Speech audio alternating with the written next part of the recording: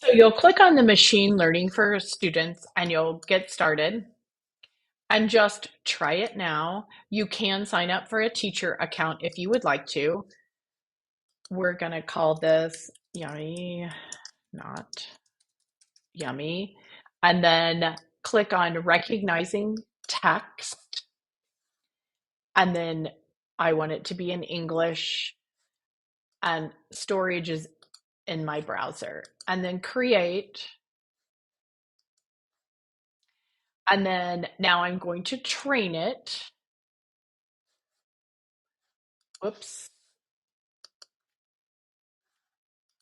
Well, it's not going to my account.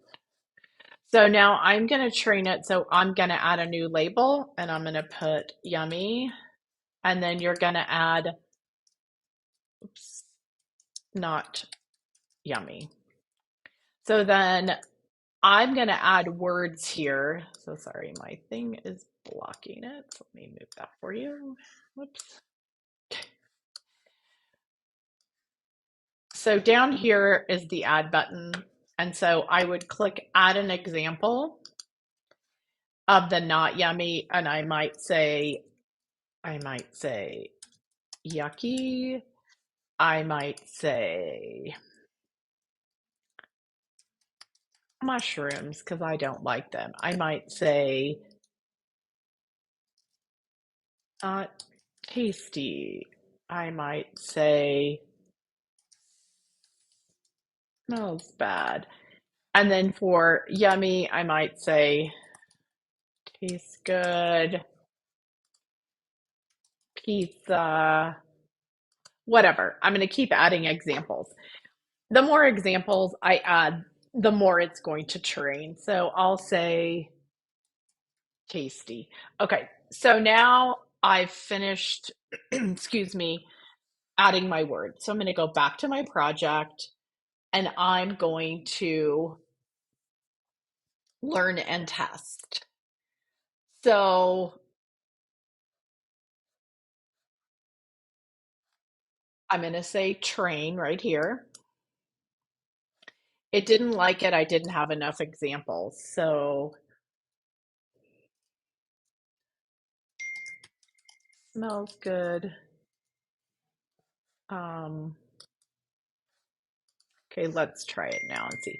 It needs words to train. It needs enough words to train. So let's see what happens. It still doesn't like it. So let's add another one. Too yummy.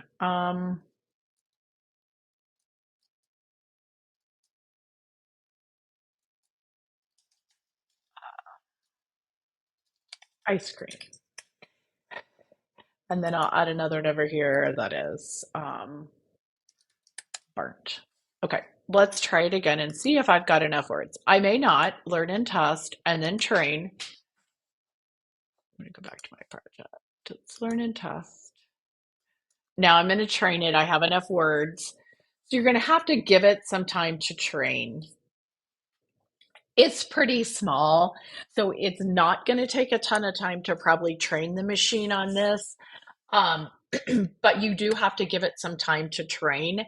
And then once it's done, I can ask it questions. So down here will be a box that'll say, put in words, and then it'll give you a percentage of what is correct and what is not correct, or how well the machine can decipher if that's something good or not. And you never know how long it might take to train. It could take a couple minutes, 30 seconds.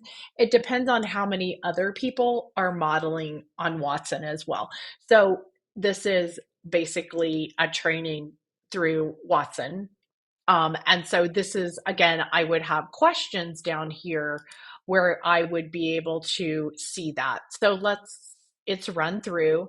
So I can put a word, smells bad, and let's see what happens. Oh, it recognizes with 100% confidence because I put that word in there. Now, if I say pizza for yummy, 100% confidence. But if I put in hamburger, it's 68% confidence that that's correct, which is kind of funny to me. And then I could put in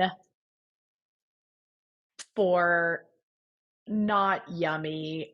Thinking of another food. I know mushrooms I put in there, but I could put in green pepper and let's see what happens.